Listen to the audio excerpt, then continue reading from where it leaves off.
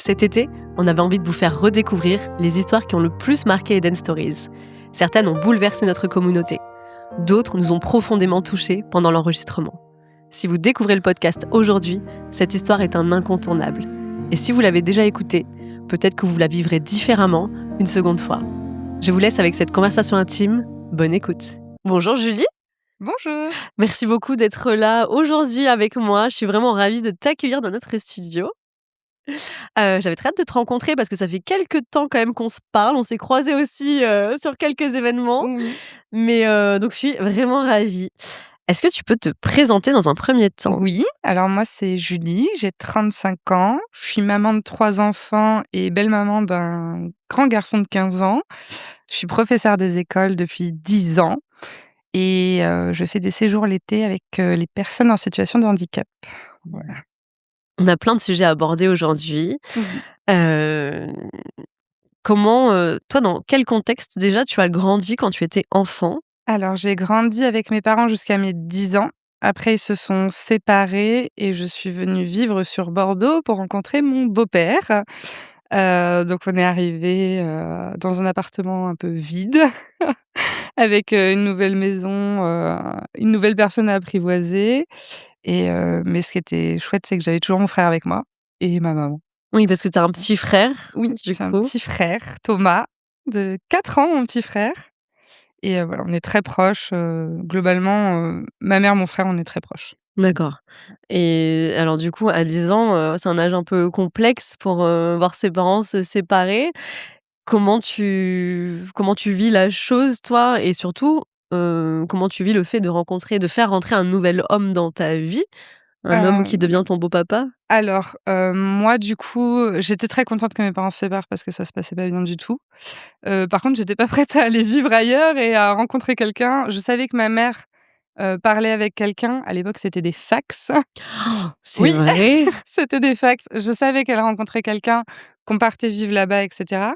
Mais c'est vrai qu'au moment où on s'est installés, je l'avais déjà croisé parce qu'il travaillait avec ma mère, mais je le connaissais pas plus que ça et donc ça a été un choc assez important. Voilà, surtout que c'était pas du tout la même éducation, parce que mon beau-père a 13 ans de plus que ma mère. Donc c'était pas la même façon d'éduquer les enfants. C'était une nouvelle ville pour nous, on découvrait tout. Donc ça a été un petit peu compliqué, sur le départ, oui. Parce que vous arriviez d'où? On est Sur arrivés de Paris. De Paris, d'accord. Oui, Donc Paris-Bordeaux. oui. T'avais ton petit frère avec toi? J'avais mon petit frère avec moi, c'est à peu près tout. Ouais, tu t'es Mais raccroché à ça un petit peu, votre oui. relation, Ouais, ouais, on était déjà très soudés, mais je pense que cette période-là nous a aussi, davantage rapprochés, ouais. mmh. Et alors, du coup, est-ce que ça change dans quel toi, dans ta tête, est-ce que pour plus tard, tu veux des enfants, tu as envie de maternité, de rencontrer l'amour? Ou est-ce que Alors, ça brise un peu quelque chose? l'envie d'avoir des enfants, il est arrivé assez tard. Il est arrivé vers mes 25 ans, je crois. Avant ça, j'avais pas spécialement de projet d'avoir des enfants ou de vouloir me marier, c'était pas vraiment, dans mes projets de vie. C'était pas, quelque chose dont j'avais envie, mais c'était pas du tout par rapport à ma situation, c'est juste que ça faisait pas partie des choses que j'avais envie. Je savais que je voulais être maîtresse, mais les enfants, j'y pensais pas forcément. D'accord. Et alors, à quel moment on va rentrer quand même presque dans le vif du sujet, mais, il faut bien parler de ce monsieur qui est rentré dans ta vie. Oui. À quel moment tu le rencontres? Comment Alex, c'est ça? Oui, Alex. Alors Alex, je le rencontre, 2015. Je remonte sur Paris pour être professeure des écoles puisque, j'ai eu mon concours là-bas et je le rencontre, en soirée avec des amis en commun. Je retrouve un ami du lycée sur Paris qui me fait connaître des gens. À ce moment-là, c'est la fin de ma relation avec mon ex-chéri. Je suis pas du tout dans l'optique d'avoir quelqu'un dans ma vie, vraiment on se rencontre, en soirée, on se voit de temps en temps mais sans plus et c'est 8 ou 9 mois plus tard, je suis totalement célibataire et où il me dit: «Mais moi, en fait, depuis que je t'ai rencontré, je veux être avec toi, mais je voyais bien que c'était pas le bon moment». Donc voilà. Bon, faut dire que janvier, on se met ensemble, fin janvier 2016, c'est pas la joie non plus pour moi à ce moment-là et vraiment il me brusque pas, il laisse faire les choses. Je sais que lui, c'est sérieux pour lui et cetera. Moi, j'arrive pas encore à me projeter, mais il me dit: «Pas de souci, on fait les choses à ton rythme, et puis, on verra, où ça mène. Donc j'ai trouvé ça très beau. Ah ouais, c'est super élégant, Oui. c'est quelqu'un de patient alors? Oui, oui, c'est quelqu'un de patient, puis surtout moi je découvre à ce moment-là qu'en fait, depuis le début, il me voit potentiellement plus que comme une amie et moi Eh oui, j'étais à 1000 lieues de ça. il te l'avait jamais dit avant? Non, il me l'a jamais dit et il y avait jamais eu de comportement qui laissait penser que, vraiment je pense qu'il Ouais, savait, voilà, il m'a laissé le temps aussi, très respectueux. oui, très Parce qu'il a vu respectueux. que c'était pas le moment pour toi, donc il s'est dit: «Bon, je vais attendre un petit peu». Oui, c'est ça, mais alors ce qui est d'autant plus difficile, enfin qui a dû être d'autant plus difficile pour lui, c'est qu'entre septembre et janvier, moi j'avais une relation non officielle avec son meilleur ami Mmh. qui était, du coup mon copain de lycée, Mmh, heu, d'accord! que voilà, il m'avait toujours plu ce garçon et quand on s'est retrouvés, il m'a dit: «Mais toi aussi tu me plaisais». Et donc j'ai dit: «Mais ça a pas dû être facile pour toi en fait de nous De vivre ça? voir, tous les 2 chez toi?» Et oui, parce que vous voyez souvent en tant qu'amis, donc Oui, tous ensemble, forcément. et puis cet ami de lycée vivait chez lui. C'était coloc? Ils étaient colocs. Donc je dis: «Mais ça a Donc tu dormais pas» là-bas souvent? oui, je dis: «Mais ça a pas dû être facile pour toi tout ça?» Il me dit: «Non» et puis en plus cette personne-là, savait que, moi j'avais des sentiments pour toi. Waouh! Ah! Eh ben, Bon, bah, désolé du coup, pardon. bon, ils se sont pas battus pour toi? Ils se sont pas battus pour moi, non, la fin avec cet ami de lycée a été assez, pas très belle, on va dire. Voilà, puisqu'en partant, il a dit: «Bah, moi j'ai fini, voilà, parce qu'il veut», un peu. Donc j'ai fait: «Bon». Waouh! Ouais, Donc bon, fini la coloc? ils sont plus amis, non, aujourd'hui, effectivement. Mais ce que j'ai trouvé très beau aussi, c'est que mon chéri lui en a parlé. Il lui a dit: «Bah, voilà, toi, je vois que Julie, ça le fait plus, tu vas vers d'autres horizons. Est-ce que ça te gêne si je me mets avec elle?» Et il lui a dit: «Mais pourquoi, tu l'aimes?» Et je me souviens que mon chéri lui a répondu: «Bah, oui, depuis le début, en fait». Et Oh, j'ai trouvé ça trop mignon quand il me l'a dit, voilà. c'est super beau. Ouais, je pense que s'il avait pas eu cette patience, peut-être qu'on serait pas ensemble aujourd'hui donc voilà, je le Bah, remercierai toujours pour ça, ça, c'est c'était, sûr qu'on peut parler de patience, de résilience aussi quelque oui, part quand même, bah, oui, oui, oui, parce que parce moi je me mets que à sa place, pas évident quand même, hein, oui, non, je ta pense que position, au début. il a vécu des mois pas évidents et voilà, je le remercie, mais de toute façon dans la vie de tous les jours, il est patient, il y a beaucoup de patience donc Et alors au début, comment ça se passe? alors au début, en fait, moi je vis quasiment tout de suite chez lui parce que, à cette époque-là, j'étais dans une résidence, jeunes actifs sur Paris, parce que je venais de retourner sur Paris et moi, chez moi, j'avais des garçons qui me suivaient, qui étaient capables de me dire quand j'étais chez moi ou pas chez moi, donc j'avais pris le parti, j'étais souvent chez lui, même en tant qu'amie, parce que je lui avais dit: «Voilà, chez moi, c'est pas possible, il y a trop de gens bizarres là où j'habite». OK. Mais j'étais dans la chambre, en fait, il me laissait la chambre et lui, il dormait dans le salon. On dormait pas encore, dormait pas forcément encore ensemble, mais du coup, très vite, moi, je lui ai dit que, bah, je voulais des enfants. On était même pas ensemble encore tout à fait officiellement que déjà je lui dis ça et il me dit, «Bah, écoute, je peux t'aider à avoir un enfant, mais moi, par contre, enfin là, ça fait même pas un mois qu'on est ensemble, moi, je l'assume pas. Je peux t'aider si vraiment tu as envie d'avoir un enfant, mais après, tu es toute seule, quoi». Et j'ai dit: «Non, c'est pas ce que je veux parce que sinon, j'aurais déjà des enfants à ce compte-là». Mais je lui dis: «Je vois que ça te fait un peu peur, donc moi aussi, moi, de mon côté, je suis prête à attendre». Parce qu'effectivement, lui, il avait déjà, en fait, un garçon, qui avait 7 ans à cette époque-là et qu'il voyait pas souvent. C'était assez compliqué comme situation et je sais qu'il en a souffert de la façon dont ça s'est passé avec la maman de son fils et cetera. Et je lui ai dit: «Écoute, on va prendre le temps de se rassurer, toi par rapport aux enfants, moi par rapport à la vie amoureuse et quand on sera prêt, on aura des enfants tous les 2». Je lui ai dit: «Moi, ce que je veux, c'est pas juste avoir des enfants, je veux une famille avec un papa qui est là pour m'aider, pour les élever et cetera». Mmh. Donc voilà, je pense qu'à ce moment-là, on a tous les 2 pris le temps de se rassurer sur les points où on avait besoin d'être rassurés. Mais il te l'avait dit, tu le savais qu'il avait un Oui, enfant déjà, depuis le début? depuis Avant le même début. d'être avec lui? Oui, oui, je le D'accord. savais déjà. Après, cet enfant était pas forcément très présent dans le quotidien, parce qu'il habitait à 2 heures de route, mais je savais qu'il était là et moi, ça me posait pas de soucis. Mmh, ça t'a pas freiné dans tes envies de Non, relation, non, non, pas sérieuses du tout. avec lui, et tes projets aussi, Non, qui naissaient petit à petit, non, non. et alors, Comment ça se passe? Est-ce que déjà tu rencontres son enfant à un moment donné? Comment parce qu'on imagine là un début de Oui, relation amoureuse, un enfant qui est on là mais pas a, trop là. on a attendu quand même, plusieurs mois parce que voilà, moi je voulais le rencontrer dans de bonnes conditions puis, rencontrer un enfant, c'est pas rien. Mmh. Donc voilà, on a pris le temps de se connaître à 2, d'être sûr que ça pouvait fonctionner, que c'était sérieux et après effectivement, j'ai rencontré son fils. À l'époque, il le voyait chez ses parents parce qu'ils étaient plus proches de la maman. Donc on s'est fait un premier week-end comme ça, chez les parents. Donc je rencontre les beaux-parents et le fils en même temps. Oh là là! Voilà, Sacré week-end! grosse étape, sacré week-end, mais ça s'est très, très bien passé. Tu des appréhensions Heu, toi par rapport au fait de rencontrer son enfant? non, Parce que parfois on peut famille recomposée, ça peut ne pas être évident, j'avais pas d'appréhension par rapport à l'enfant, c'était plus par rapport à son ex, parce que voilà, moi à l'époque, toute jeune, pleine de convictions et sans enfant, j'étais: «Ah mais il y a plein de trucs qui sont pas normales, qui devraient pas se passer comme ça». Donc c'était plus par rapport à ça et en fait effectivement, ça s'est pas très bien passé, voilà, ça s'est pas très bien passé parce que moi je ne concevais pas à l'époque qu'il puisse laisser couler autant de choses et prendre un peu les miettes de ce qu'elle mmh. voulait bien lui laisser. Même si je comprenais que quand elle était partie, lui, il la laissait faire un peu ce qu'il voulait, il avait 17 ans. Ouais, c'est Donc très jeune. il a pas vraiment pris ses responsabilités à ce moment-là et puis, bah, elle s'est débrouillée un peu toute seule. Donc je comprends enfin, avec le recul, je comprends ce point de vue-là. Mais moi, de mon côté, amoureuse et tout ce que je voyais, c'est qu'il était malheureux et qu'il disait rien et qu'il se laissait marcher dessus. Donc j'ai un peu, mis mon nez là-dedans. Ça a un peu mis la pagaille. Je regrette la façon dont ça s'est fait, mais je regrette pas de l'avoir fait.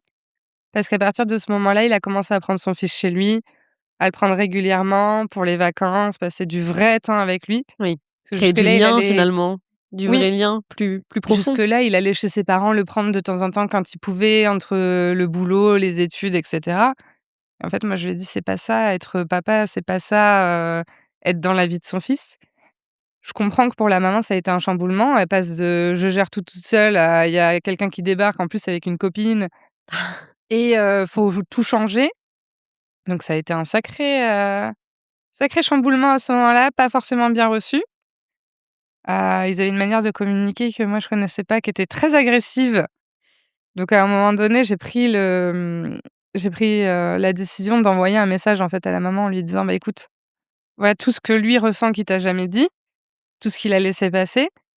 Je me souviens que je me suis pris un pavé un peu incendiaire et avec le recul, je le comprends.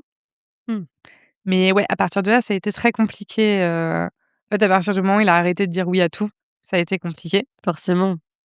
Tu l'as accompagné en fait à prendre sa place Oui, mais surtout. peut-être pas de la bonne façon à ce moment-là. Mmh. Moi, j'avais pas d'enfant et je voyais juste et puis j'avais le modèle de ma mère aussi.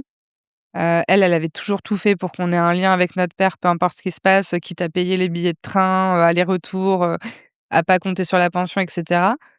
Et là, j'avais pas le même modèle et j'étais là: «Mais c'est pas normal, enfin là, il a sa kermesse, tu même pas au courant, on vient d'arriver, elle te dit que tu l'auras pas ce week-end», il y a plein de choses comme ça que je trouvais pas normales et en fait, je pense que, j'aurais peut-être à ce moment-là mieux fait de les laisser discuter entre eux. Parce qu'à partir de là, effectivement, ça a été assez Ouais, mouvementé. après si la communication était un peu rompue et tout ça, bon, tu as donné le petit élan, Oui, peut-être? alors, au final, aujourd'hui, voilà, mon beau-fils, il est chez nous, derrière, ça se passe bien, mais il y a eu des années quand même compliquées, Mmh. suite à ça. Il Voilà. a 15 ans aujourd'hui, tu me disais tout Il à a l'heure 15 ans, oui. et ça se passe super bien? Ça se passe super bien, c'est un super jeune homme, de toute façon, avec moi, ça s'est toujours bien passé et même, enfin, je trouve qu'il est super, quoi. C'est bien de le dire parce que souvent sur des familles recomposées, on a peur ou la belle-maman a souvent une mauvaise image, ou le beau-papa aussi, mais Oui. c'est bien d'avoir un discours comme le tien, c'est Bah, source d'espoir je aussi. pense que lui, en tant que jeune homme, des fois, il peut me trouver un petit peu dur. Il peut penser aussi que je fais des différences, ça a pu arriver sûrement. Mais je prends toujours le temps de lui expliquer, je fais pas de différence. Par contre, je gère, le degré de réprimande, on va dire, en fonction de l'âge, mais c'est les mêmes règles pour tout le monde, quoi qu'il arrive. Oui, Voilà. c'est la maison de vos C'est enfants oui, et oui, ah beh, complètement, il a toujours eu sa chambre, on a toujours fait ensemble qu'il ait sa chambre, son espace. Ça a toujours été très important, même quand on vivait sur Paris, On avait un 2 pièces, mais la chambre, elle était pour lui avec ses activités, voilà, on faisait en sorte de prendre des vacances quand il était là. Mmh. Pour moi, c'est important qu'ils soient tous, mais même avant que j'aie des enfants, en fait, il fait partie de la famille Oui. et on le prend en compte au même titre, que n'importe qui dans notre famille, quoi. Et alors justement, à quel moment vous avez eu cette envie d'agrandir la famille et de toi devenir maman? Alors moi, enfin, même avant d'avoir rencontré mon chéri, j'avais envie de devenir maman. Lui, il avait pas spécialement envie d'avoir d'autres enfants Ouais, et ce et qui peut se je peux le comprendre. comprendre. Mmh. Et du coup, ça s'est quand même fait plutôt rapidement parce que ça faisait 1 an et demi qu'on était ensemble. Au moment où il m'a dit: «Bon, bah, c'est bon, tu peux arrêter ta pilule, on verra ce qui se passe». Bon, chez moi, ce qui se passe, c'est assez rapidement. Au bout de 10 jours, je tombe enceinte et je lui envoie ma prise de sang, il me fait: «Déjà? Oui?» Tu lui as envoyé? Je lui dis: «Oui, déjà». Et là, il me fait: «Bah, il y a qu'une chose que je te demande, c'est qu'on quitte Paris». Il me dit: «Je veux pas élever d'enfants, sur Paris». Donc voilà, et à ce moment-là, bah, j'avais fait ma demande de mutation, on attendait encore la réponse et elle est arrivée plutôt positive, donc j'ai fait que 2 ans sur Paris, ce qui est assez rapide. Et je lui dis: «Bah, voilà, on est mutés, mais va falloir, l'annoncer à ton fils. Et oui, On va avoir un enfant et on est mutés». Je lui et il y a plein dis: d'infos là. «Pour lui, ça va être, un abandon». On en avait déjà parlé à son ex, copine de notre projet de déménager, de revoir la garde et cetera. Elle avait dit: «Pas de souci». Et sauf qu'à ce moment-là, ils sont en guerre, donc ça devient un souci. Oh. Et là, tu étais mutée à Bordeaux, J'étais déjà? mutée à Bordeaux, oui. OK. Oui, oui. L'objectif, c'était de redescendre, près de ma famille, et du coup, on le rassure. Moi, je vis ma grossesse, tout se passe bien et pendant encore 1 an, on garde notre appartement sur Paris pour pouvoir monter sur Paris et garder, du coup, Ethan, Là-bas? là-bas, pour pas qu'il ait à faire les allers-retours parce qu'il était encore petit. Oui. Il avait quel âge à ce Il moment-là? avait, 8-9 ans. Ah oui, effectivement trop petit pour prendre le train, tout seul, Oui, on voulait pas que tout soit perturbé d'un coup, donc moi, je finis ma grossesse, de septembre à décembre sur Bordeaux, «toute seule» entre guillemets. Mon chéri reste sur Paris, le temps de faire un peu la transition et pendant 1 an et demi, on fait les allers-retours sur Paris avec, du coup, Nolan, qui a 7 ans et pour pouvoir accueillir, Ethan là-bas, pour pas qu'il change ses habitudes et cetera. Et après, bah, il y a le covid qui arrive. Ah bah oui, Donc plus là, possible de prendre le train, là, pour aller le voir? c'est plus trop possible et puis, bah, Ethan, il va sur ses 10 ans donc voilà, il commence à être assez grand et mine de rien, sur Paris, on a qu'un 35 carrés donc à 4, ça fait vite petit et moi, je me souviens très bien du jour où j'ai décidé d'arrêter d'aller là-bas, c'est que Nolan tournait en rond dans l'appartement, mais vraiment, il faisait des ronds. J'ai dit: «Là, c'est plus possible, chez nous, près de Bordeaux, on a un appartement de 90 carrés, il y a 3 chambres, il y a un jardin en bas, il y a de quoi l'accueillir». Je dis: «C'est plus possible de faire, les vacances, les week-ends, sur Paris». Donc on en a parlé, avec Ethan, on a mis en place, avec la maman, un mode de garde, qui pouvait convenir. Donc on le prenait, 1 week-end par mois, mon chéri, il montait sur Paris pour voir son fils et D'accord. les vacances, il venait chez nous. Comme ça a coupé un peu la poire en 2, il avait pas à faire trop de trajets et Nolan restait chez lui dans son cocon aussi. Le but, c'était que tout le monde puisse y trouver, Bah, bien sûr. un équilibre, Comment en fait. comment réagit Ethan, déjà à l'annonce de l'arrivée d'un petit frère ou d'une Alors petite à sœur? l'annonce de l'arrivée d'un petit frère, il était très ému, c'était très mignon, il était content aussi, mais il voulait pas que ce soit une fille, par contre. C'était sa seule demande. OK, mais c'est un frère. Voilà, il voulait pas que ce soit une fille. Je dis: «Bah, ça, je ne décide pas». Mais il le prend bien. Voilà, il le prend bien, il est content, en plus, il voit que chez nous, il y a quand même 3 chambres, donc il aura quand même la sienne, il aura quand même son espace. Ça se passe bien. Voilà, la grossesse, l'arrivée du petit frère, tout se passe plutôt bien. La famille, suit son cours, hem et il est plutôt content, Mmh. il est très protecteur. Ouais. Ouais. Il joue son rôle de grand frère, Oui, et oui, le oui. fait de vous voir un peu moins souvent et de venir enfin, de voir son papa un week-end, par mois et venir vous voir à vous, une fois pendant les vacances quoi, comment il réagit à cet âge-là, Alors à ça cet se passe âge-là, ce comment? qui est assez compliqué, c'est que, lui, il demande à venir plus souvent chez nous, mais une fois chez sa maman, il a pas le même discours. C'est assez compliqué pour lui de gérer les 2. C'est un peu déstabilisant pour nous, mais en même temps, on le comprend. C'est pas facile à 10 ans de dire à sa maman: «Bah, voilà, je veux passer plus de temps chez papa». C'est pas facile pour une maman d'entendre ça non plus. Donc des fois, on insiste quand vraiment ça lui tient à cœur et d'autres fois, on laisse un peu plus couler parce que c'est pareil, c'est des batailles et Mmh. faut choisir ses combats des fois. Donc quand c'est des événements qui lui tiennent à cœur, on insiste un peu. Après, on essaye de lui faire comprendre aussi au fil du temps que, il faut qu'il affirme ce qu'il veut et que ce soit d'un côté ou de l'autre. Par exemple, s'il y a des événements chez sa maman, qu'il a envie d'y aller et pas venir chez nous, il peut nous le dire et cetera. Mais je pense que c'est compliqué pour lui à ce moment-là Mmh. et nous, on fait avec. Ce qui est plus compliqué pour moi à ce moment-là, c'est quand il fait des promesses à son frère. Du quel De, genre de «Bah, je promesse? t'appellerai toutes les semaines, je t'enverrai des cartes postales, on se fera des visios», qu'il les tient pas. Moi, en tant qu'adulte, je comprends parce qu'il est dans son quotidien, il a ses habitudes, ses amis, il a autre chose à faire. Son petit frère le comprend un peu moins à ce moment-là et c'est là où moi, ça me touche un petit peu plus. Parce Son petit frère, que il comprend, son petit frère, il comprend que, il est censé, avoir des nouvelles et il en a pas et du coup, je lui demande de même si ça part d'un bon sentiment, de pas faire de promesses. mmh, Ce sera plus une surprise s'il pense à appeler que, autre chose et il le comprend assez bien, il s'excuse donc ça, enfin, ce qui est génial avec lui, c'est que quand on prend le temps de dialoguer avec lui, de lui expliquer, il comprend très bien et ouais, c'est Ethan, c'est quelqu'un de très sensible donc il comprend assez vite les choses et s'il sait qu'il a fait du mal ou même pas volontairement, il va s'excuser et voilà. Moi, je sais que ça est arrivé qu'il me blesse et je lui dise et j'ai eu le droit à des mots, extraordinaires, voilà. mmh. C'est jamais volontaire, il est jamais méchant volontairement. C'est précieux ça comme Ouais, qualité. c'est très, très précieux. Faut juste prendre le temps de discuter avec lui, en fait et Oui, d'expliquer, la communication encore une oui, fois, oui, oui. c'est super important, encore plus avec les enfants. Oui, bah, oui, parce qu'on n'a pas les mêmes façons de voir les choses et de penser qu'eux.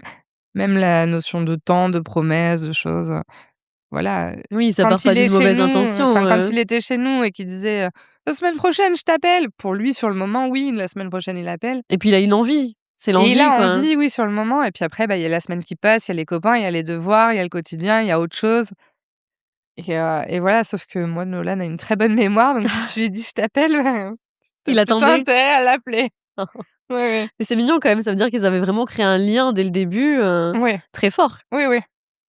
Et alors, vous avez envie à un moment donné de poursuivre, d'agrandir cette famille? Oui, Qu'est-ce qui se alors, passe, entre vous 2 avec Alex? ce qui est marrant, c'est que les envies d'agrandir la famille, elles viennent toujours avec des étapes. Nolan, on l'a eu quand on est venu habiter, sur Bordeaux. Léon, du coup, mon deuxième arrive, quand on achète notre maison. D'accord, Voilà, je me souviens, les enfants étaient en vacances et moi, je rentrais de Paris, on finit de poser les cartons, on s'installe dans le jardin, on prend un apéro et tout. Mon chéri me prépare du saucisson et j'ai dit: «Beh, non, je peux pas en manger».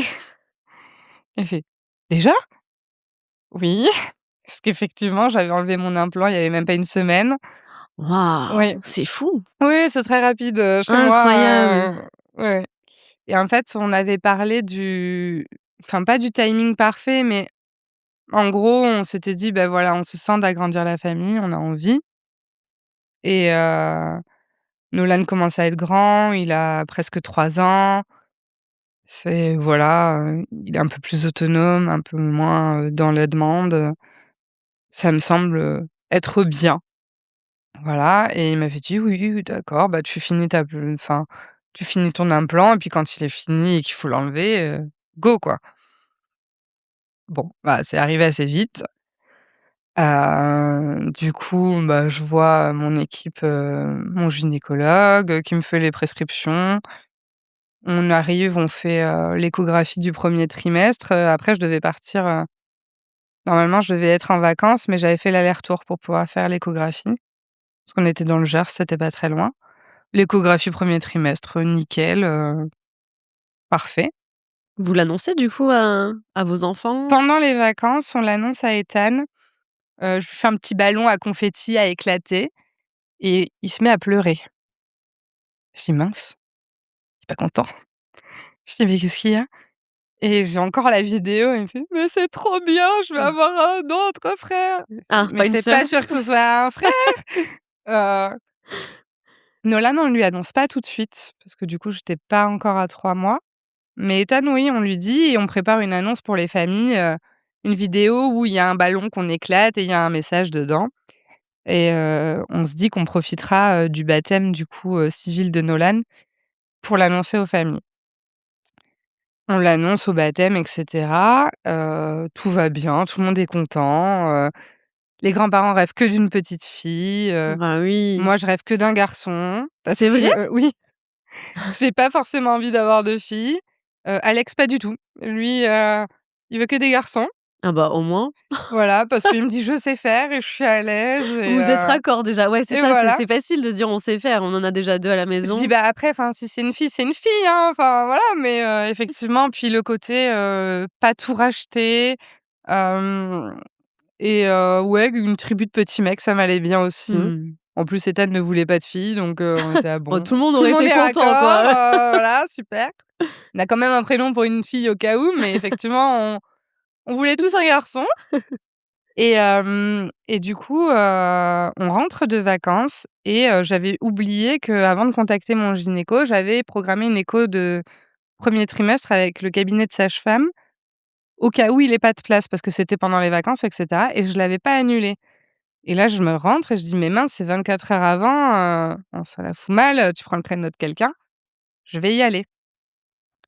J'y vais, je m'installe. Bon, pour moi, j'avais fait mon écho T1, il y a une semaine, avec la prise de sang pour la trisomie, tout ça, tout va bien.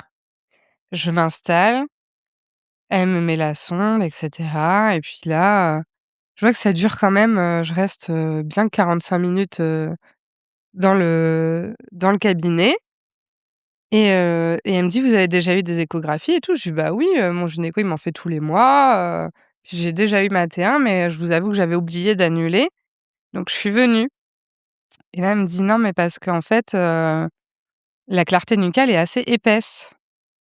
Je dis: «Bah, c'est bizarre, enfin, il y a une semaine, ça l'était pas et puis j'ai fait ma prise de sang pour la trisomie.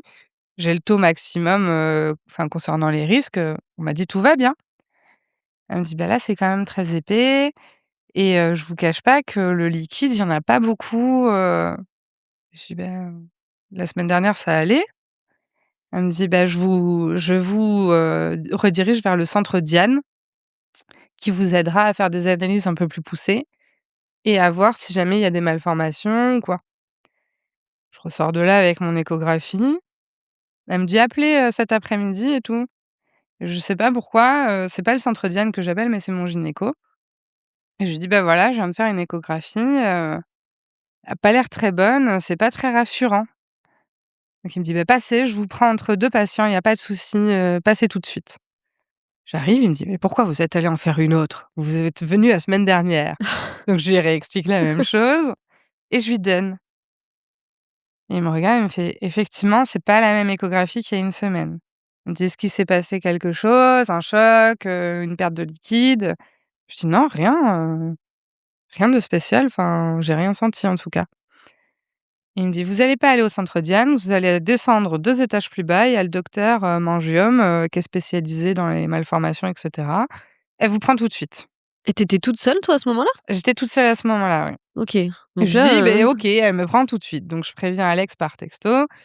Je dis: «Bah, voilà, je dois descendre faire une écho, avec une spécialiste, j'attends». La spécialiste me prend, on fait l'échographie, elle me demande où j'en suis, qu'est-ce qui se passe, je lui raconte. Elle me dit: «Effectivement, le taux du liquide, pas fou, quoi». Elle me dit: «Il y en a, mais pas autant que ça devrait». Je dis: «Bah, d'accord, mais on fait quoi?» oui, c'est quoi le comment Elle me on dit: fait? «Beh, je vais vous proposer une amniosynthèse, la semaine prochaine pour voir, les malformations, s'il y a rien Elle m'explique un peu la procédure et cetera. On prend rendez-vous. Elle me demande si j'ai des questions. Bah, j'en ai pas parce que tout était très clair. Toi, dans ta tête, tout était clair? Tout était clair. C'est vrai? En Tu avais pas fait, de questions? non, chaque spécialiste prend vraiment le temps à chaque fois de m'expliquer les choses, les possibilités, les examens, comment ça va se passer. Pour moi, tout est clair.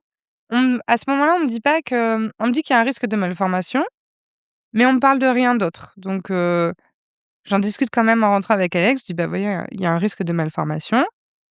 Il me dit: «Moi, je te cache pas que s'il y a malformation, je souhaite pas poursuivre, la grossesse. Je me sens pas d'assumer un enfant avec un handicap». Je dis: «Bah, je te cache pas que, pour travailler avec, des personnes en situation de handicap, l'été et avoir déjà travaillé avec eux, je me sens pas non plus». Donc là-dessus, on est plutôt raccord. Je vais faire mon amniosynthèse, l'équipe, est adorable. Je suis pas placée côté maternité et cetera, je suis en pédiatrie, mais loin, dans une chambre vraiment, j'entends rien, enfin, ils sont adorables avec moi. L'examen se passe très bien, j'ai pas mal, voilà. Elle fait ses prélèvements, elle m'explique ce qu'elle fait. On recontrôle un peu, elle voit que le liquide, c'est toujours pas ça et elle me dit: «Bah, voilà, sous 10 jours, vous aurez les résultats». 10 jours. 10 jours, C'est ouais. extrêmement long. C'est très, très long. Je rentre chez moi, j'ai un peu tout qui retombe. Je rentre chez moi, je pleure. Dans la voiture, je pleure et je me dis: «Allez, ça va aller, ça ira très bien». Tu as espoir, qu'il y ait des bonnes nouvelles? Pour l'instant, Comment tu pour te moi, sens? dans ma tête, tout va bien à ce moment-là, voilà, il y a pas beaucoup de liquide, d'accord, mais on me dit pas que c'est alarmant. Tout va bien, on fait des examens. Mmh.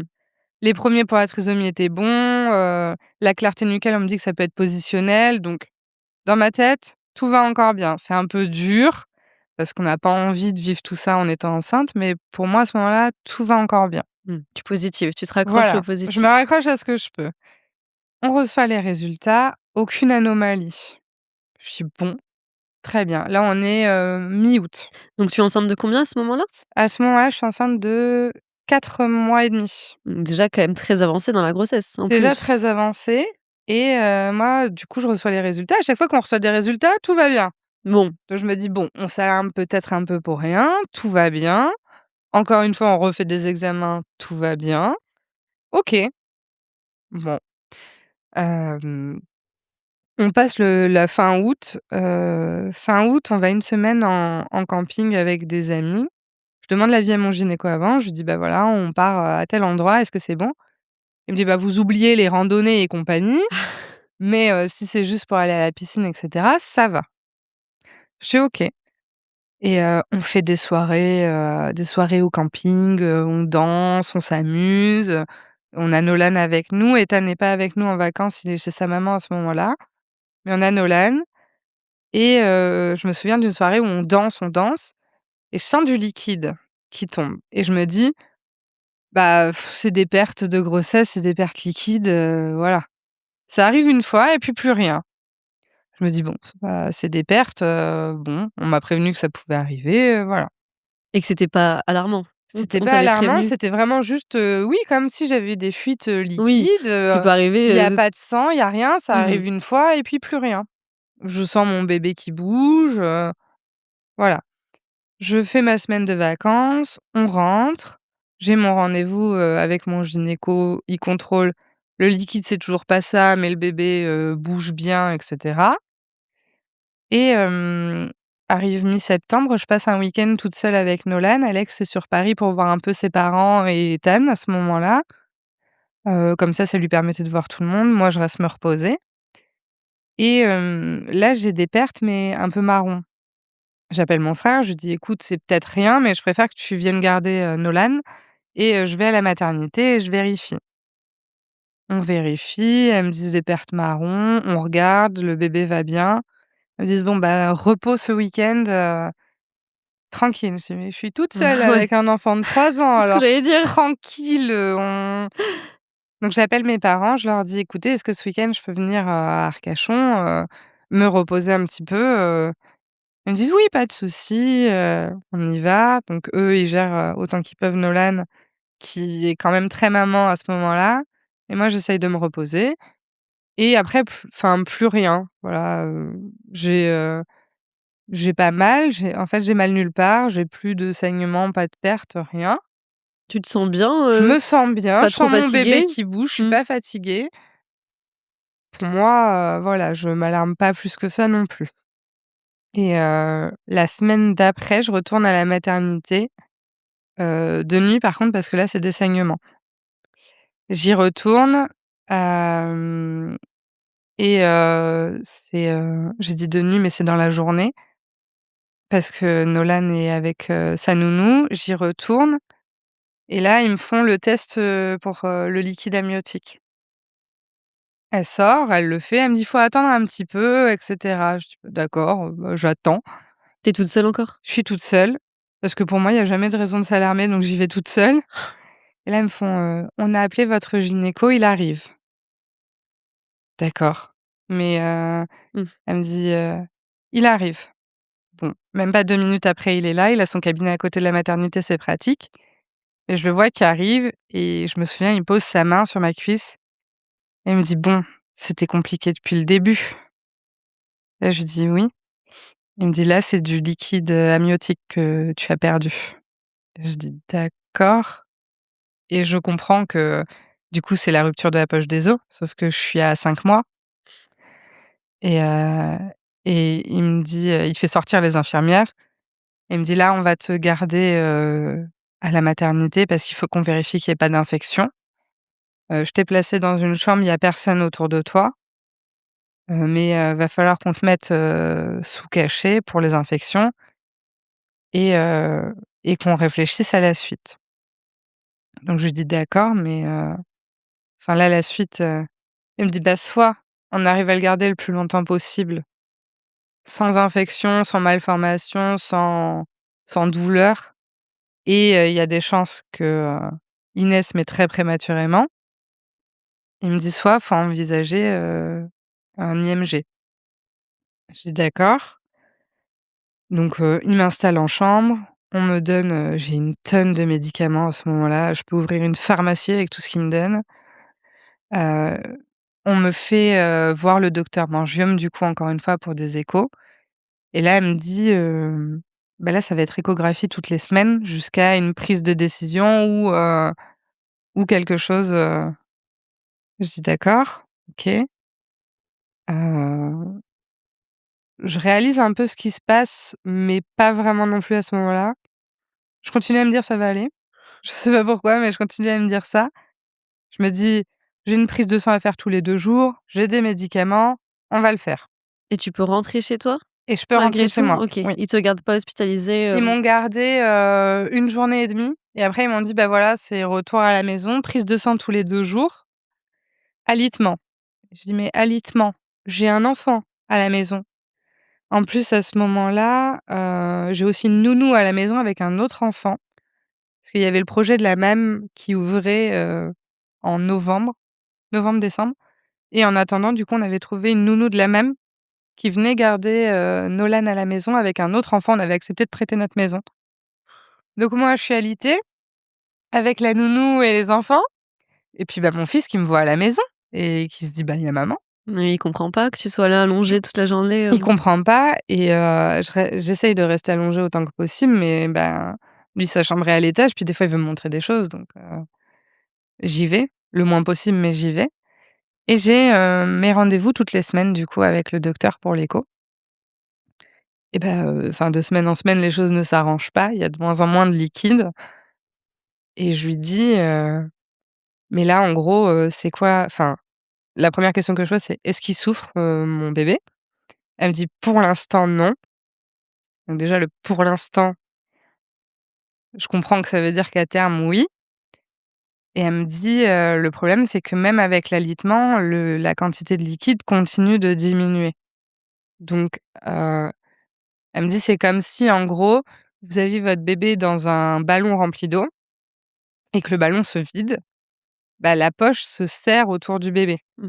et elle dit: «Quand bien même il arriverait, à terme ou au plus loin du terme, ce serait potentiellement avec des malformations parce qu'il est compris, mais il peut pas se développer correctement, Ah, en dû fait». à ça alors que peut-être qu'il en avait pas avant Il et en avait pas avant, oui et là, elle me dit: «Bah, du coup, là, actuellement, son cervelet ne peut pas se développer, donc ça va lui créer, potentiellement des malformations, même assurément.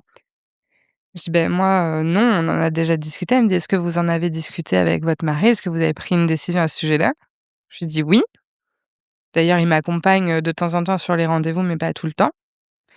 Et je me souviens le dernier rendez enfin l'avant-dernier rendez-vous qu'on a, c'est le 22 septembre et elle me dit, enfin voilà, elle me dit qu'il y a pas d'amélioration. Je lui dis qu'on a pris notre décision, mais que je peux pas signer le papier maintenant. C'était une demande d'IMG du coup, d'interruption médicale de grossesse et je lui dis: «Moi, je peux pas signer le papier maintenant, je suis pas prête» et je lui explique que, j'aimerais que mon bébé, il aille jusqu'à 6 mois parce qu'en fait, à partir de 6 mois, il peut être reconnu par l'État et il peut être sur le livret de famille et moi, c'est très important pour moi à ce moment-là. Et elle me dit: «Mais de toute façon, on n'aurait rien signé aujourd'hui, je le sais, vous êtes venue toute seule Ah, il faut le papa et aussi il faut avec le toi. papa» et je dis: «Oui, c'est vrai». Mais je lui dis: «Est-ce qu'on peut attendre encore une semaine?» Et elle me dit: «Écoutez, moi, je comprends votre démarche, vous êtes très raisonnée et très saine dans ce que vous me demandez». Parce qu'au début, je lui dis: «C'est pas bizarre?» Et elle me dit: «Oui, on peut encore attendre une semaine, ça changera pas la donne». Donc on y retourne le 29. T'en avais parlé autour de toi, tes parents avaient suivi du coup l'avancée de Alors j'en ai parlé oui et non. Ils savaient que c'était compliqué. Mais à ce moment-là, je sais que, par exemple, mon beau-père, il comprend pas pourquoi on va pas jusqu'au bout. Il a du mal à saisir, et moi, à ce moment-là, je suis incapable d'expliquer tout, absolument tout ce qu'on vit. Ils savent qu'il y a des difficultés, qu'il y a moins de liquide, que c'est compliqué, mais je suis incapable de tout expliquer. Ils savent pas ce que ça veut dire réellement. Oui, voilà et du coup, mon beau-père, il dit: «Mais vous pouvez pas attendre et tout, heu, l'interruption médicale, c'est obligatoire» et du coup, mon mari lui explique. Il fait: «Ah oui, effectivement», voilà. Durant cette semaine-là, que vous avez attendu, Oui. tu arrives à 6 mois, qu'est-ce qui se passe? Vous arrivez à en discuter tous les 2 Alors, on arrive à ou en pas? discuter tous les 2 et ce qui est très beau, on va dire, c'est que on n'a pas la même façon de gérer les choses. Moi, j'ai un peu besoin d'en parler. Alex, pas du tout. Il préfère être dans sa bulle et en fait, ce qui est beau à ce moment-là, c'est que chacun respecte les besoins de l'autre et comprend les besoins de l'autre. On cherche pas à ce que l'autre vive la chose de la même manière. Moi, je lui reproche pas du tout d'être dans sa bulle et de pas vouloir en parler. Lui, il me reproche pas, de vouloir en parler, au contraire. On s'installe des petits moments un peu comme ça où je lui dis: «Bah, là, moi, j'ai besoin d'en parler, est-ce que tu es prêt à écouter?» Il me dit: «Oui» ou «Non» et ce qui est beau là-dedans, c'est qu'on s'écoute et on respecte, la façon qu'a l'autre de gérer. Moi, je sais qu'aujourd'hui, j'en parle régulièrement, sur Instagram avec mes amis et cetera. Lui, pas du tout, il en parle jamais et c'est OK. C'est pas pour ça qu'il y pense pas ou que ça le touche pas. C'est juste qu'on n'a pas la même façon de gérer les choses et je trouve que c'est important qu'on arrive à se respecter là-dessus. Voilà. Mmh. Et pour les enfants, est-ce que vous en parlez aux garçons, Heu de ce qui et va arriver, enfin, alors pour que tu leur expliques? Ethan, on lui dit rien parce qu'il est pas chez nous à ce moment-là et je trouvais ça violent de lui envoyer un message en lui expliquant les choses. Bien sûr. On lui annonce quand il revient aux vacances d'octobre à Ethan parce qu'il me demande des nouvelles et donc je lui explique, les choses. Il me demande si j'ai des photos, je lui dis: «Oui», mais que je lui montrerai pas. Voilà, je lui explique pourquoi et il comprend tout à fait et Nolan, on lui parle pas forcément, il était encore petit. Mais je me souviens qu'un jour dans la voiture, il me dit: «Et ton bébé, il est où?» Donc je Ah lui oui. explique qu'il y a eu des problèmes et que, bah, le bébé, il est mort.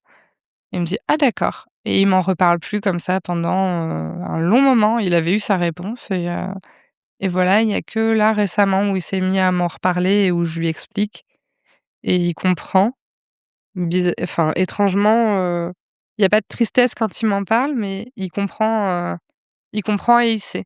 Mmh. Il me dit: «Ah oui, avant il y en avait, avant Louis, il y avait un bébé». Et je dis: «Oui, effectivement, il y avait un bébé», je dis: «Si tu as besoin d'en parler, il y a pas de souci, tu peux en parler avec nous, si tu veux pas qu'on en parle, tu me le dis aussi».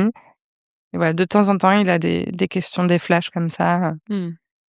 Vous en avez pas fait un secret? Non, on C'est n'en a pas du important? tout fait un secret, c'est pas du tout un sujet tabou, voilà, il y a des gens, des fois, qui me disent: «Ah oui, tu as 2 enfants?» Je dis: «Non, 3». Et «Ah bon?» «Oui, 3». Compliqué Voilà. ça aussi, Oui, c'est compliqué, mais il y a beaucoup je pense qu'il y a des gens pour qui, ils préfèrent ne pas compter, ne pas en parler, c'est plus facile pour eux. Oui, Moi, au contraire, ça m'agace, surtout quand c'est des membres de la famille qui me disent: qui «Ah savent. oui, tes 2 enfants». Non, non, non. Donc ouais, ça m'agace un petit peu plus, mais je peux comprendre aussi, je pense que de leur côté, c'est pas facile de se positionner, de savoir, comment en parler, quoi faire, C'est très quoi dire ou délicat pas. comme sujet, ouais, c'est Et vrai. puis c'est propre à chacun, chacun a sa façon d'intégrer la chose, de la vivre et de la partager aussi donc Justement, comment vous arrivez, ce fameux jour pour signer les papiers? Est-ce que tu sais déjà comment ça va se passer? Est-ce qu'on t'a préparé? Parce que ça, c'est quand même extrêmement alors, important. oui, parce qu'en parallèle, des examens du coup avec le docteur spécialisé, je vois quand même mon gynécologue.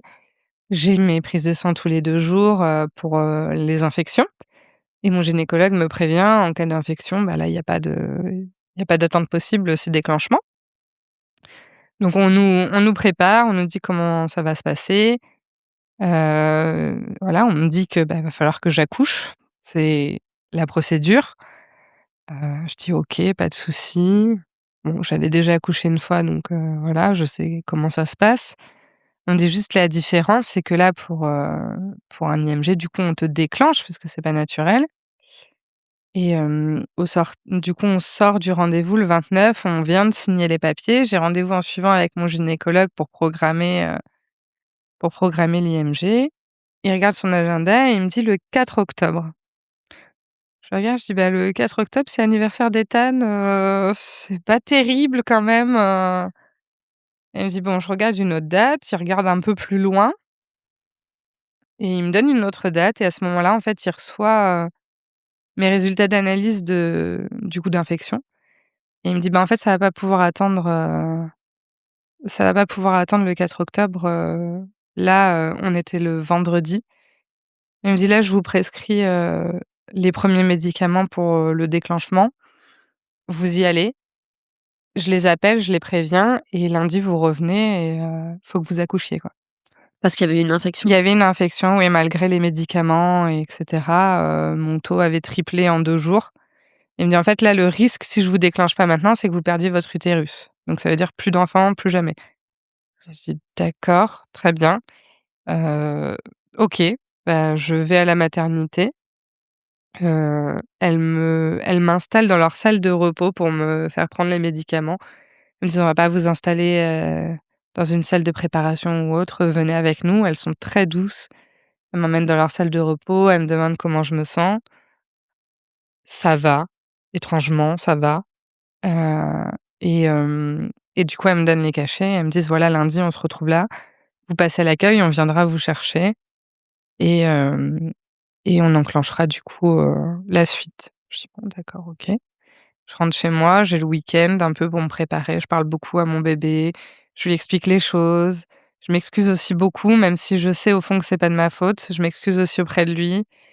Je prends vraiment ce week-end-là, voilà, pour parler avec lui, pour prendre du temps, pour vivre les derniers moments et ce qui est assez perturbant pour moi, c'est que, bah, je le sens bouger, en fait, enfin, pour moi, il est là, il est Il en est là, pleine ouais. forme, il bouge, il va bien et en fait, la sage-femme à l'hôpital, le lundi, m'explique que soit il supporte pas les contractions, il décède avant que j'accouche, soit ils vont devoir, l'endormir via le cordon pendant que j'accouche.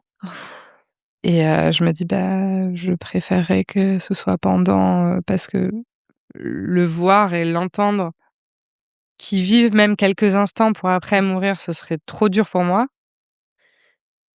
Donc je me dis, ben, OK, la solution elle est pas folle. Donc Et je il y a pas d'autre solution? Ils peuvent rien faire d'autre, non, non, c'est vraiment, c'est les 2 solutions possibles et du coup, elles me redonnent 2 cachets pour me déclencher et elles disent: «Bah, on reviendra plus tard. En général, les déclenchements, c'est long, donc on reviendra vous en donner dans 4 heures». Elle s'en va et 20 minutes après, je dis: «Là, faut que tu les appelles, ça fait mal, ça fait beaucoup trop mal». Heu, un déclenchement, c'est assez, violent pour le corps. Bah, c'est pas naturel déjà et pour ma part, en tout cas, je trouve que les contractions sont beaucoup plus fortes. Elles ont pas le temps d'arriver par vagues, elles arrivent. mmh, Point. c'est du non-stop, c'est pas comme ce que tu avais connu pour C'est ton ça. ton Ouais, 1er bébé. surtout que Nolan, ça avait duré 3 jours donc Bon. Là, c'est pas pareil et je dis: «Il faut vraiment que tu les appelles parce que là, j'ai mal, il faut qu'on m'emmène» et donc il rappelle une infirmière et elle regarde, une salle d'accouchement qui sont de dispo un peu à l'écart et ils me font passer. Je dis: «Mais on passe pas par là normalement, pas?» Il me dit: «Non, là, on passe par le couloir de derrière, comme ça vous ne croisez pas d'autres mamans, vous êtes toutes seules, Elles avaient tranquille». vachement d'attention comme ça, Oui, hein. C'est rare ouais, ouais. d'entendre ce genre de Franchement, discours. toute l'équipe était super, même autour, et elles m'installent et elles me disent: «Bon, bah, là, faut laisser faire le travail». J'ai mon gynécologue qui arrive, qui m'ausculte et cetera. Ils s'en vont, on me pose la péridurale. Je suis soulagée parce que ça fait vraiment très mal à ce moment-là et j'ai Alex qui reste avec moi tout du long. Il me dit: «Qu'est-ce que tu veux? De quoi tu as besoin?» Je dis: «Juste que tu sois là, ça suffit» et en fait, je sens que ça pousse et à ce moment-là, je suis toute seule dans la salle avec Alex, il y a plus personne et je touche en bas et je sens mon bébé qui arrive et je dis: «Faut que tu ailles chercher vite parce que là, il arrive et je me vois pas le rattraper toute seule. Donc faut que tu ailles chercher quelqu'un vite». J'ai la sage-femme qui arrive, qui ouvre le drap, qui fait: «Docteur!» Il arrive aussi et en fait, il a juste le temps d'arriver et de le rattraper et du coup, il y aura pas besoin de l'endormir parce qu'effectivement, juste la violence, du déclenchement, l'a, a fait qu'il est décédé pendant l'accouchement et en fait, ce qui m'a marquée à ce moment-là, c'est que, bah, normalement, une naissance, il y a l'enfant qui crie, il y a des bruits et là, c'était le silence complet. Heu, on m'explique quand même, ce qu'on fait. Mon gynécologue m'explique que, bah, voilà, là, va falloir, il me laisse un peu de temps, mais il faut expulser, le placenta. Heu, bon, il y a la sage-femme, qui prépare mon bébé, qui me demande: «Est-ce que vous voulez le voir ou pas?» Je dis: «Oui» et j'ai trouvé ça très, très attentionné encore une fois parce qu'elle l'habille. Elle lui met une micro-couche. Elle lui en fait, après elle me l'a expliqué après, mais elle a découpé un bonnet de naissance pour lui faire un bonnet et une tenue. Donc vraiment, elle me l'a mis pour qu'il ressemble le plus possible à un bébé et je suis marquée par le fait qu'il est très, foncé. Je lui dis: «Mais» la seule remarque que j'ai à ce moment-là, c'est: «Il est foncé». Elle me dit: «Oui, parce qu'en fait, bah, la peau est pas encore formée, Ah, donc tu vois, tous les tissus, la chair, le sang, c'est pour ça qu'il est très foncé». Je dis: «D'accord, OK» et je le regarde et et je me tourne vers Alex et je dis: «Tu vu comment il ressemble à son frère?» Et en fait, effectivement, c'était sa copie en miniature, parce que pour le coup, il est miniature et mon gynécologue me dit, «On l'a pesé, on l'a mesuré et même si il était né vivant, on n'aurait pas pu le réanimer». Ça, il me le dit après, mais il me dit: «On n'aurait pas pu le réanimer parce qu'il faisait moins de 500 grammes». Il faut savoir que les bébés de moins de 500 grammes, on ne pratique rien sur eux. Donc il me dit: «Dans tous les cas, il serait décédé».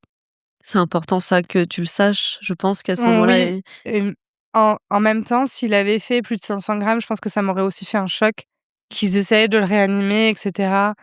Des mois en couveuse, enfin, quand je l'ai dans mes bras, je vois bien qu'il a souffert du manque de liquide parce qu'effectivement, il a un œil plus gros que l'autre, il a, un crâne assez haut. Il y a des formes de il était vraiment comprimé. Donc je me dis quand bien même ils auraient fait quelque chose pour le sauver, quelle vie il aurait eu derrière? Quelles conséquences ça aurait eu tout ça, pour lui? Donc je prends mon bébé, on nous laisse, on me dit: «Voilà, il y a pas d'urgence à vous l'enlever ou à vous emmener en salle, vous prenez le temps que vous voulez et heu quand, c'est bon pour vous, vous nous appelez». Donc on reste un peu. Je demande à mon chéri de prendre des photos parce que moi, à ce moment-là, j'en suis incapable. Je lui dis: «Est-ce que tu peux prendre des photos, s'il te plaît? Parce que je pense que plus tard, ça pourra aider». Donc il en prend tant bien que mal et lui, il reste, heu, il reste un peu stoïque. Je vois sa tristesse, mais il l'exprime pas et je le remercie à ce moment-là parce que je me dis: «Il est fort pour nous 2». Voilà. Je sais pas comment j'aurais géré moi derrière si je l'avais vu s'effondrer, je sais pas. Mais à ce moment-là, en fait, pour nous, notre bébé est décédé, mais enfin, on est en fait comme dans une bulle, un peu hors du temps où, Enfin, moi, j'ai pas l'impression que c'est totalement la réalité à ce moment-là. Je viens d'accoucher, je sais pas trop ce qui se passe. Le personnel est gentil et cetera et en fait, il m'explique, que, bah, ils vont emmener, le bébé, en chambre froide, du coup et que, si je veux le revoir avant mon départ, je peux demander à le voir. Je dis: «D'accord». On avait signé en arrivant à l'hôpital des papiers, faut savoir que quand ça arrive, ils te demandent si tu veux gérer toi les obsèques ou si c'est l'hôpital. Moi, à ce moment-là, je pouvais pas, je me voyais pas, acheter un mini cercueil, enfin, c'était pas possible pour moi, donc j'ai demandé à ce que ce soit l'hôpital qui gère, heu, l'hôpital nous informe, en fait, de quand ils répandent les cendres, des étapes, mais on gère pas et moi, c'est ce que j'ai demandé à ce moment-là et on nous demande aussi si on veut, une autopsie ou pas. Ah, pour comprendre, Pour comprendre, pour voir s'il y a eu quelque chose de particulier, une malformation, quelque chose qui s'est mal passé et nous, on la demande, on s'était mis d'accord là-dessus, parce que dans notre processus, on a besoin de savoir aussi si ça risque de se reproduire. On a besoin de savoir aussi, si on aurait pu, faire quelque chose. Est-ce que, c'est, une malformation, quelque chose de génétique qu'on peut transmettre? Donc on demande, ça aussi et on nous propose un suivi psychologique. Donc moi je dis: «Non, c'est bon, j'ai déjà quelqu'un à l'extérieur». J'avais pris quelqu'un à l'extérieur. Alex, lui, en a pas besoin. Il me dit: «Non, moi j'en ai pas besoin non plus». Mais vraiment, on est bien accompagnés sur tous les plans et à ce moment-là, on va s'apprêter à quitter la chambre du coup d'accouchement. Pareil, ils me font passer par derrière et même, principe, je suis pas côté maternité, je suis côté pédiatrie, mais dans une aile où il y a pas d'enfants. Hem, Pendant tout ce temps-là, ben, on a Nolan qui est chez ses grands-parents. Donc Alex me dit: «Bah, je vais devoir rentrer» parce que lui, il comprend pas, c'est pas le week-end, on est en pleine semaine, il a école demain, voilà. Je dis: «Oui, pas de souci, de toute façon, moi je vais demander», il m'avait proposé, des cachets pour dormir, pour passer la nuit. Je dis: «Moi, je rentre demain, donc je vais demander des cachets, je vais dormir et puis voilà». Du coup, Alex part. Moi, je reste un peu dans ma chambre. Je sonne, je me souviens, je sonne et je demande à l'infirmière et je lui dis, «Mais je fais que pleurer, est-ce que c'est normal?» Et elle me regarde et elle me dit: «Eh oui, oui, c'est normal. Vous avez vécu quelque chose de pas facile aujourd'hui et c'est normal». Je dis: J'aimerais bien avoir quelque chose pour dormir parce que, là, sinon j'arriverai pas à dormir». Elle me dit: «Pas de souci, je vous amène ça», donc elle revient, elle m'amène des cachets. Effectivement, je m'endors, en 2 secondes. Et je me souviens, je me souviens vaguement pendant la nuit, on vient vérifier que tout va bien, ma perfusion et cetera et le lendemain, je sonne et je dis: «J'aimerais bien, voir mon enfant avant de partir». Elle me dit: «Pas de souci, je vous l'amène», et elle vient, elle me l'emmène. Il était tout froid et elle dit: «Je reste avec vous si vous avez besoin». Je dis: «Oui, j'aimerais bien que vous restiez un petit peu» et je vois l'infirmière, je vois aussi qu'elle est triste. Et elle me dit: «Mais vous savez, vous avez le droit d'être triste et de pleurer, c'est normal». au contraire, c'est bien Et de effectivement, du coup, là, sortir tout ça. au bout d'un moment, je la regarde et je lui dis, «J'aimerais bien rester un petit peu seule». Elle me dit: «Pas de souci, quand vous avez besoin, vous sonnez, je reviens». Et du coup, à ce moment-là, je suis seule avec mon fils et je lui dis au revoir. Je lui dis tout ce que j'ai besoin de lui dire à ce moment-là. Je prends vraiment mon temps avec lui. Et au bout de 10 minutes, je sonne et je sais que c'est la dernière fois que je le vois.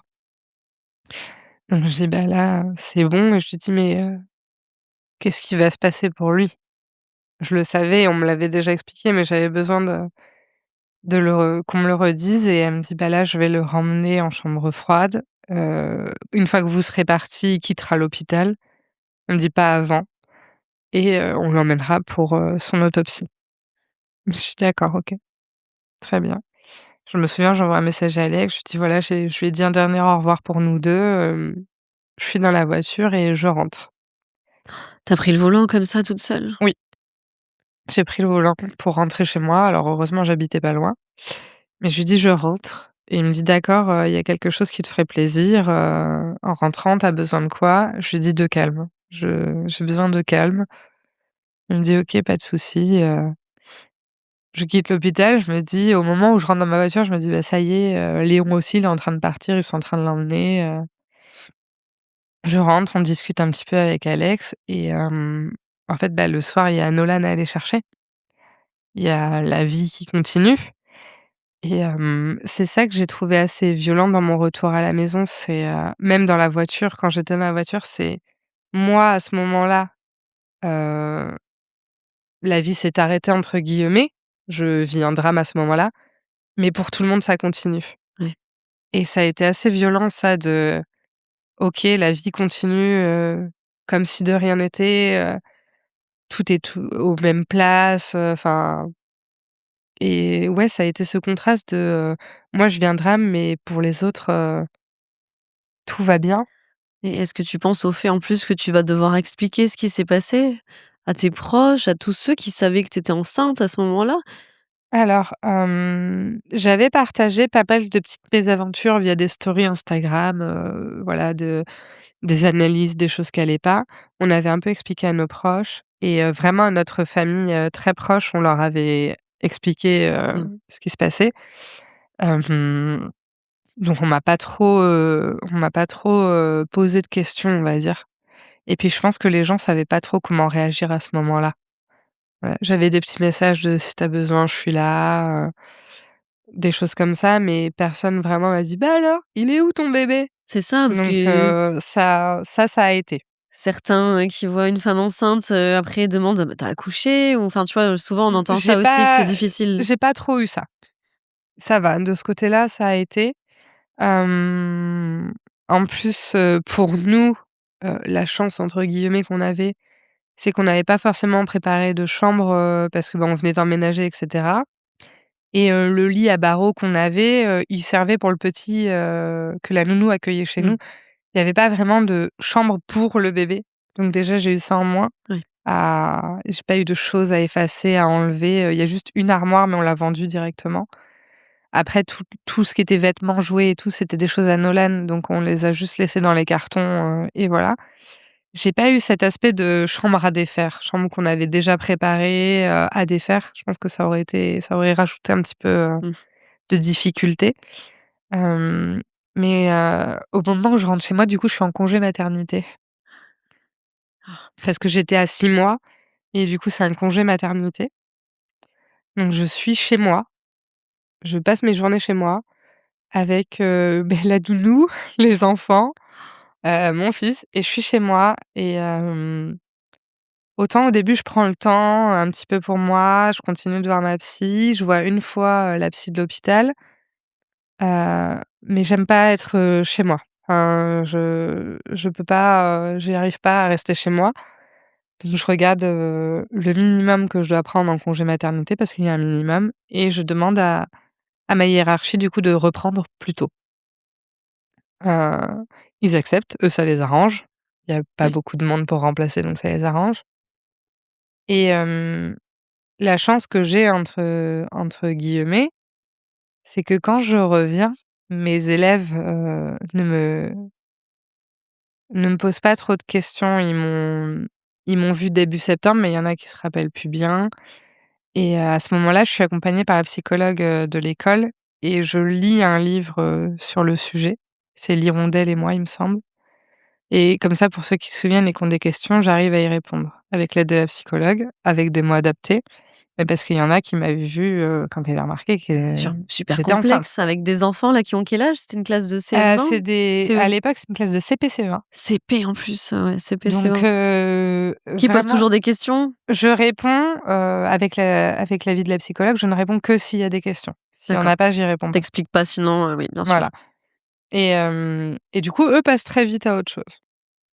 Moi, retourner travailler, ça m'aide beaucoup aussi et là où j'ai un peu plus de mal à l'époque, c'est avec, la réaction de ma directrice d'école, qui annonce à tout le monde que j'ai fait une fausse couche. Alors que c'est pas du tout C'est pas ça du tout le cas. et je dis: «OK, mais non, c'est pas ça». Bon Je laisse passer parce que j'ai pas d'énergie pour ça à ce moment-là. Elle vient me voir, elle me dit, «Bah, si c'est pas pour maintenant, ce sera pour plus tard». Je fais: «OK». Dans sa tête, ça doit être une fausse couche. De toute façon, j'en avais pas spécialement parlé au travail, voilà. Je laisse passer, mais du coup, je fais mon année, un peu compliquée et je me dis: «Bah, c'est ma dernière année dans cette école, je pars après», j'avais besoin aussi de changement. Et avec Alex, comment ça se passe? Comment vous le vivez, Alors avec Alex, ça se passe bien, on se soutient, on n'a pas de, il y a pas de fossé qui se creuse, de mal-être, de reproches, tout se passe très bien. Moi, je le gère extrêmement bien aussi, voilà, je vois avec ma psy, j'en parle beaucoup, elle me dit: «Bah, écoute, enfin, je sais pas, quoi te dire, tu gères plutôt bien la situation et tes émotions» et et on va dire que, c'est, une épreuve terrible à ce moment-là. C'est vraiment la pire chose qui peut arriver, mais c'est pas, la pire chose que j'ai vécue en termes de gestion. J'arrive très bien à le gérer, j'arrive très bien à accepter quand ça va pas, je m'autorise à être, mal, mais je sais aussi comment je peux remonter et en fait, à cette époque-là, à ce moment-là, je me connais suffisamment bien pour savoir ce qu'il faut que je fasse et ce qu'il faut pas que je fasse. Voilà, ça vient d'expériences antérieures que j'ai pu vivre, mais je sais, je me connais suffisamment pour savoir, ce dont j'ai besoin pour que ça aille. Donc je mets tout en place pour que ça aille et moi je sais qu'il faut pas que j'hésite à en parler. Donc j'en parle quand j'ai besoin, je réponds franchement quand on me demande, j'essaye pas d'arrondir les angles ou de me dire: «Bah, en face, il a peut-être pas envie que je réponde ça». Voilà, quand on me pose la question, bah, je réponds vraiment aux choses, je cache vraiment pas mes émotions là-dessus et je m'autorise à les vivre et je pense que c'est ça qui m'aide aussi beaucoup. Alex, lui, je lui demande: «Toi, comment tu gères?» Il me dit: «Bah, voilà, moi, c'est plus comme ça. Je préfère rester, quand j'ai besoin dans ma bulle». Je lui dis: «OK, pas de souci, tu gères comme tu le sens», Oui. et voilà, on arrive, que ce soit, en tant qu'individu ou en tant que couple à traverser ça, on va dire sans trop d'impact, négatif pour nous. Là où ça aurait pu peut-être nous séparer, nous diviser, pas du tout. Au contraire, ça nous rapproche et on arrive à vivre ça, assez, sereinement au vu de la situation. Voilà. On on vit nos moments de tristesse en décalé parfois, mais on est OK avec ça et en fait, le fait d'avoir et Nolan et Ethan aussi aux vacances fait que, bah, on a la vie qui continue aussi quand même, Et oui, sous vos yeux, voilà. malgré tout. Après, c'est pas pour autant que je m'autorise pas à être triste quand je sens que ça monte ou quoi. Hem, mais mais oui, quand on a la vie autour qui continue, effectivement, le quotidien et cetera, on est très vite appelé par d'autres choses, quoi. Et alors, est-ce que vous vous autorisez un jour à vous dire qu'il faudrait réessayer? Est-ce que vous avez déjà des résultats qui vous permettent de Hem, pouvoir vous projeter? alors, les résultats, on les a assez tard puisque j'accouche en octobre et on a des résultats courant janvier. Mais avec Alex, on sait qu'on veut quand même agrandir la famille. On a juste, 2 conditions, avoir les résultats pour être sûr qu'il y a rien, de génétique, qu'il y a pas enfin, au niveau génétique en tout cas, qu'il y a pas de risque, que ça se reproduise et attendre du coup, que la date du terme, prévue soit passée. Mmh. Voilà, c'est nos 2 conditions, et du coup, je reçois les résultats en janvier. Je me souviens, je suis, sur Paris, je fais souvent des allers-retours sur Paris pour voir mes amis. Je suis sur Paris avec un ami en train de boire un café et là, je reçois un mail avec un pavé dedans. Je dis: «Bon, ça, c'est les résultats» et je préviens Alex, je lui dis: «J'ai reçu les résultats, je rentre ce soir, on les regarde tous les 2». Mais bon, je sais que s'il y avait eu quelque chose, mon gynécologue m'aurait appelé à ce moment-là. Oui, il a l'air très Donc fiable et oui, donc je fais ma journée sur Paris, j'essaye de pas trop y penser, bon, c'est un peu compliqué et le soir venu, on lit, il y avait 16 pages et encore, c'était que les résultats préliminaires. Mais, on lit tout et on voit effectivement, dans les résultats que, le manque de liquide lui a causé, des dommages parce que, il nous parle effectivement de multiples œdèmes, intérieurs et cetera. Mais on lit qu'il y a, en gros, il y a rien de génétique, il y a pas de souci que ce soit au cœur, aux reins, au cerveau, tout allait bien. Donc j'ai rendez-vous, avec mon gynécologue, pour voir si tout est remis en place, à l'intérieur et q s'il y a pas de résidus, il y a rien, si tout va bien et il me détaille aussi les résultats et il me dit: «Effectivement, là, c'était juste la faute à pas de chance». Il y a pas de Il me dit: «Alors, ce qui est bien pour vous, c'est que s'il y a une nouvelle grossesse, il y a pas de raison que ça se reproduise. Ce qui peut être compliqué pour vous, c'est que du coup, il y a pas d'explication». C'est Parce exactement ça. qu'effectivement, il y a zéro explication à ce qui s'est passé. Oui, donc tu peux pas te raccrocher à, c'est parce qu'il y a eu ça ou Non, non parce que du coup, hem, le fait qu'il y ait de moins en moins de liquide, on sait pas à quoi c'est dû, on sait pas où il est parti. oui, parce que tu as même pas senti au Je l'ai final, Non, en la plus. rupture soudaine de la poche des os, on sait pas non plus pourquoi. Du coup, il y a vraiment aucune explication. Mais nous, on reste, rassurés et raccrochés à, il y a pas de raison que ça se repasse. Donc déjà, je lui dis: «Bon, on a les premiers résultats, c'est déjà super». Maintenant la deuxième condition était pas encore là, c'est-à-dire attendre la date du terme. Donc je lui dis: «On se laisse le temps» et chance ou pas, mais en gros, il me restait une plaquette de pilules à ce moment-là et on se dit du coup: «Bah, à la fin, le terme sera passé. À la fin de ta plaquette, tu peux arrêter». Je dis: «OK» et du coup, ça se passe effectivement comme ça. On se prend pas la tête sur un désir forcément d'enfant immédiat, on se dit: «On laisse les choses faire». On a un peu toujours fait comme ça, pour nos enfants. Je dis: «On laisse les choses faire, on verra» et à ce moment-là, j'ai une réflexion, j'ai souvent entendu, «une vie pour une vie» et en fait, au moment où moi j'étais enceinte de Léon, mon papa était malade, et il est décédé en juin et je m'étais dit: «Bah, sa vie et il y a Léon qui arrive, c'est la suite». Et en fait, à ce moment-là, on est sur un projet de futur bébé et cetera et j'ai le «une vie pour une vie» qui me revient en tête et je dis: «À Alex, mais c'est bon là, on a 2 vies d'avance». Il me dit: «Mais comment ça?» Je dis: «Bah, il y a mon père qui est décédé en juin. Je pensais que c'était pour laisser Léon arriver. Au final, Léon aussi est décédé». Je lui dis: «Le prochain bébé, il sera vivant. Il naîtra, il sera vivant, en pleine santé». Je lui dis: «Là, on a 2 vies pour une vie, c'est assez». Tu te raccroches à ça? Voilà et du coup, effectivement, la plaquette de pilules se termine, je tombe enceinte, dans les 15 jours. Et contrairement à ce que j'aurais pu penser, j'ai pas d'appréhension, je j'ai dans mon placard, j'ai quand même des serviettes qui sont censées détecter si tu as des fuites, de liquide. C'est vrai?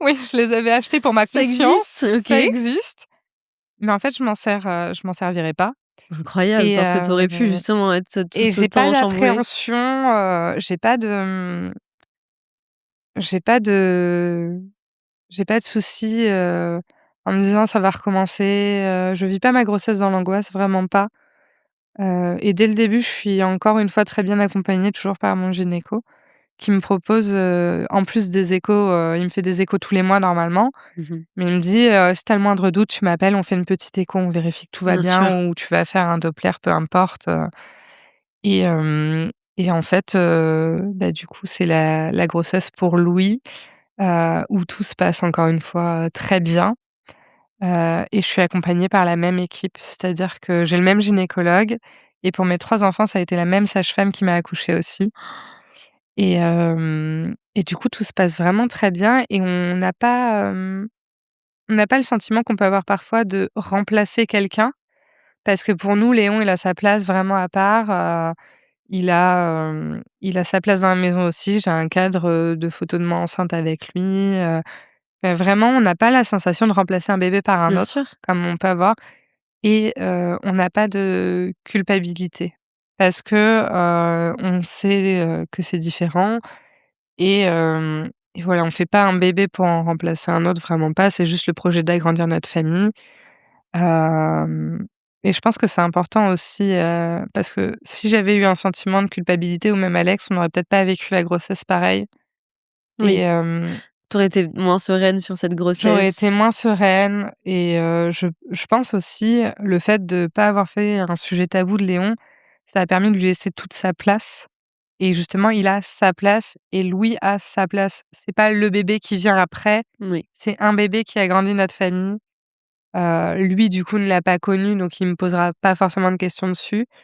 Mais je sais que Nolan, là, de temps en temps, m'en reparle et même si Louis est à côté, j'en parle, il entend. Ouais Il et y a puis il pas de sait que c'est souci OK s'il là-dessus. te pose des questions, Oui, oui, il oui, se permet de le faire parce qu'il sait que c'est OK et que pour toi, c'est pas un problème d'en parler c'est et au ça. contraire, ça le fait vivre malgré tout dans votre famille Oui et et je pense que c'est très important. puis c'est important pour moi aussi quand, Nolan me demande 3 Louis, que je lui explique, bah, il y en a déjà eu 2 parce que voilà, c'est un projet de Nolan, qui veut 3 Louis, heu et heu et du coup, il me dit: «Ah oui, mais c'est vrai, il y a Léon déjà». Je lui dis: «Oui, voilà».